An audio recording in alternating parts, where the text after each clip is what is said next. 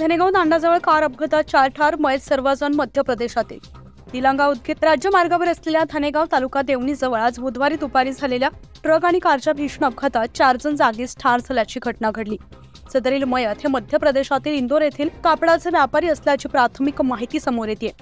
याबाबत घटनास्थळावरून मिळालेली माहिती अशी की MP 09 DE 5227 ही इर्टिगा कार ही वलांडीहून निलंगाकडे जात असताना समोरून येणारा ट्रक क्रमांक MH 24 J 7365 यांची जोराची धडक बसली.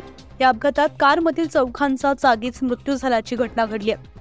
मयतात एक संजय प्रेमचंद जैन वय वर्ष 45, दुसरा मयत संजय राजाराम जैन वय वर्ष 42, तिसरा संतोष धर्मचंद जैन, चौथा सचिन उर्फ दीपक कुमार विनोद कुमार जैन राहणार इंदोर मध्य प्रदेश येथे असल्याचं समजतंय.